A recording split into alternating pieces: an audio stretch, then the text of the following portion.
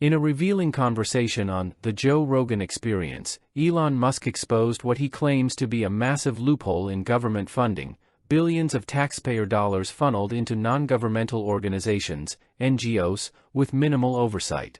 Highlighting a particular case, Musk pointed out that an NGO, formed just a year prior with no previous track record, received a staggering $1.9 billion. The size of it was when you guys first started investigating it, when you first get in, how much of it was shocking? Like this, just the size of it all.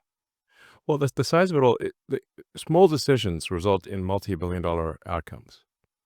So, we'd see, it was a case where we saw one person was getting $1.9 billion sent to their NGO, which basically got formed about a year ago and had no prior, no prior activity.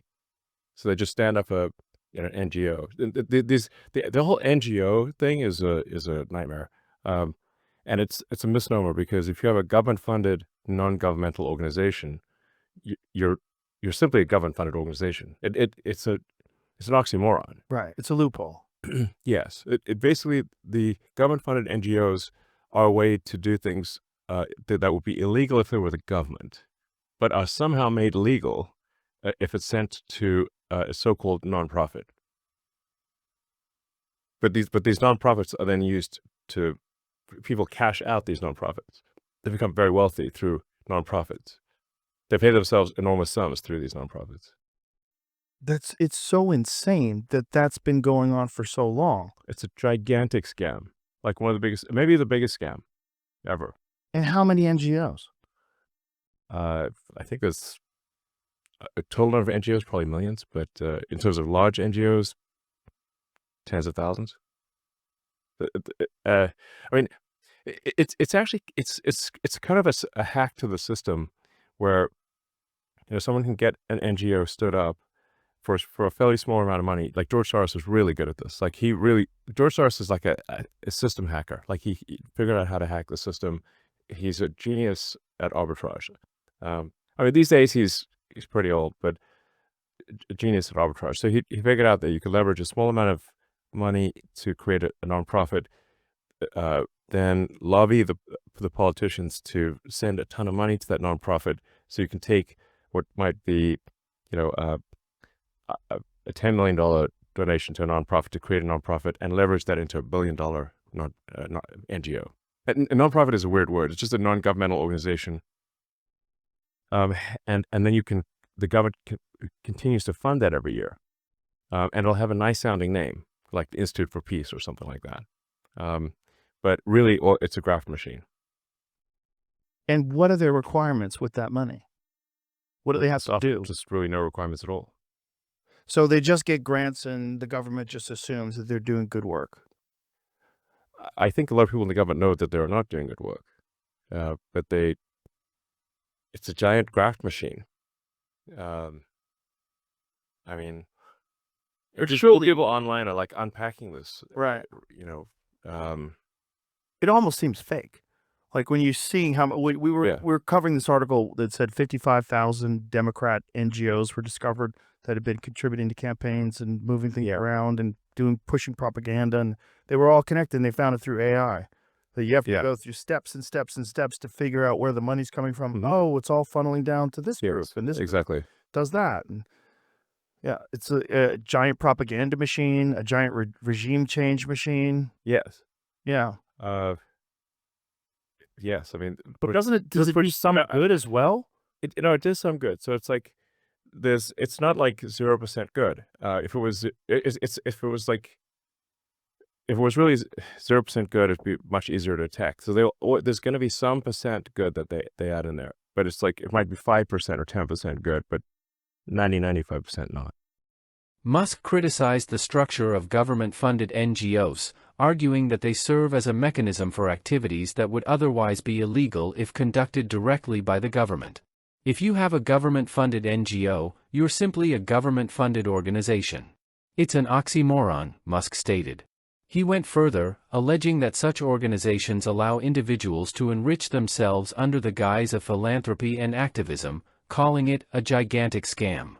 The conversation took a deeper turn when Musk and Rogan discussed George Soros, a billionaire investor often accused by conservative commentators of manipulating global political landscapes through strategic donations and nonprofits. Musk described Soros as a genius at arbitrage, explaining how he uses small seed funds to create NGOs that, through political lobbying, leverage millions into billion-dollar operations. According to Musk, Soros has mastered a system in which private entities, while officially classified as nonprofits, function as powerful political and financial tools that bypass traditional accountability measures. Rogan pressed Musk on the scope of the issue, asking, how much of this is actually doing good? Musk conceded that while some NGOs perform meaningful work, the vast majority, up to 95%, are engaged in activities that serve political agendas or personal enrichment rather than the public good. He cited a 2024 AI-driven investigation that allegedly uncovered 55,000 Democrat-affiliated NGOs engaged in campaign financing and propaganda efforts. While the full extent of these claims remains subject to scrutiny, they align with broader concerns about financial opacity and political influence exerted by well-funded nonprofit networks. This revelation underscores long-standing concerns about government waste and systemic manipulation. The original intent of NGOs, to serve as independent entities addressing social needs, has, in many cases, been distorted into a tax-funded slush fund for political operatives. Historical parallels can be drawn to past eras of unchecked financial power, such as the political machine dynamics of the late 19th century or Rome's notorious bread and circuses policies, where elites used public funds to secure influence and control narratives. Musk's criticism also aligns with recent policy debates over transparency and accountability in public spending. The U.S. Treasury Department reported that $50 billion was allocated to NGOs in 2023, with organizations like Soros Open Society Foundations distributing over $21 billion since its inception. While some defend these expenditures as necessary for international development and democracy building, others argue they constitute an elaborate form of political engineering underwritten by taxpayers. Additionally, Musk has not confined his concerns to rhetoric. The Wall Street Journal previously reported that he privately financed a $10 million campaign to unseat a Soros-backed district attorney in Texas, illustrating his willingness to counteract what he perceives as the undue influence of politically motivated NGOs. Such actions, while controversial, resonate with those advocating for a return to strict fiscal oversight and limitations on taxpayer-funded political activism. This discussion has reignited debate over the role and regulation of NGOs.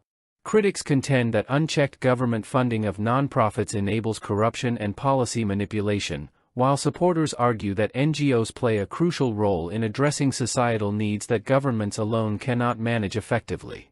Regardless of one's stance, Musk's allegations have placed a renewed spotlight on the necessity of financial transparency, ethical governance, and the balance between public interest and private influence. In an era where political narratives and financial interests are deeply intertwined, this issue demands further examination. Are NGOs a force for good, or have they become instruments of power that undermine democratic accountability? As the debate unfolds, Musk's comments serve as a call to scrutinize the institutions shaping modern governance and ensure that taxpayer funds serve their intended purpose, not the ambitions of a select few.